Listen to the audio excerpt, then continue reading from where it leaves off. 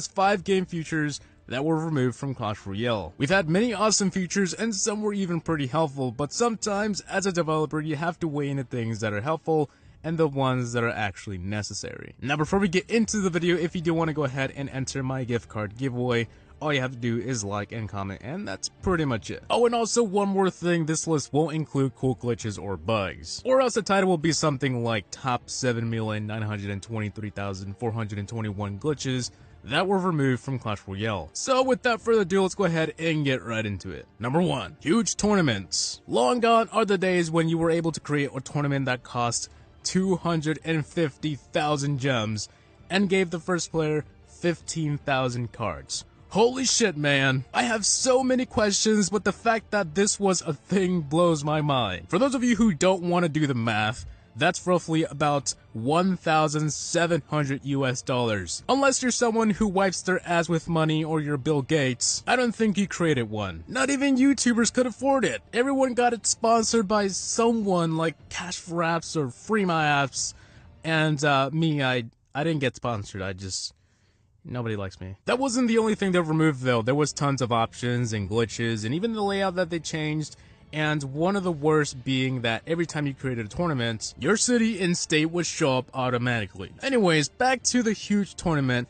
Even though it was expensive and a bit crazy on the card side, I still think people would create these tournaments and it would be lots of fun. Number 2. The cost to battle. If you were playing before the game globally released, you probably remember having to pay for every battle you started. Well, I mean, it was only a few pieces of gold, but if you were trophy pushing, it can get expensive fairly quickly. But that's not all, because you also had to pay for friendly battles. Man, I'm not gonna lie though, it was a pain when I didn't have gold to attack. It's something you'll luckily never have to worry about nowadays. The bright side here was that every chest had more gold, but when they removed the cost to battle, they lowered the amount of gold you get from any chest, which is kind of unfortunate, but hey, would you rather pay for every battle or get a little less gold? Now you're probably wondering why we had to pay in the first place, and why was it even removed? In Clash of Clans, we pay for every time we search and click the skip button, and Supercell thought it was okay to also have that in Clash Royale, but the community did not like it. And the reason why they didn't like it is because there was no point of it. You don't have to wait for any army to train or something like that. So Supercell ended up removing it, and I'm glad they did remove it, and I'm pretty sure a lot of you would thank Supercell for this if they did that just yesterday. Number 3. Landscape mode. I remember being able to play replays in landscape mode and even made my videos like that. But one day it just disappeared. The worst part here is that it was so cool, but it just went poof one day into another dimension. Anyways, why exactly was it removed? Well, as a developer, you always have to draw the line between extra features and too much bloat. Too much bloat makes your app harder to manage and also takes up more space. The fact that not so many people were actually using it convinced Supercell that it wasn't really needed after all.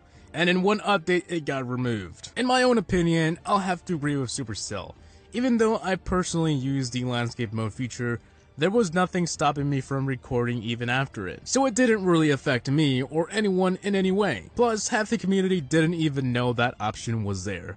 A lot of people were so surprised when I said, oh hey, there's landscape mode. It was cool while it lasted, and we will always remember the fun days where we could watch a replay in landscape mode. Number 4. Being able to buy silver and a gold chest. Back in the day, if you bought a silver or gold chest from the store, you were considered cool. And if you brought a magical chest, people thought you were rich. The gold was 85 gems and the silver was 30 gems for Arena 3. There was no such thing as giant, super magical, legendary, or epic chest. I guess times really do change. It wasn't until February 29 though where they replaced the silver and gold chests in the shop with better chests, and that was the last time we were able to actually purchase one. Now I know what you're thinking, why not just go battle and gem a silver chest? And yes, that is usually what we do when we need to buy a silver chest, but in the old days, Clash Royale was so different. Legendaries did not exist, there was no Arena 10, 9, or 8, no tournaments, and no clan chests. Anyways, back to these inexpensive chests. It's pretty funny to think that anyone would actually buy one of these because these chests begin to lose their cool after a certain level. Some people even wish that they can remove their silver chests from the queue because it's a waste of time.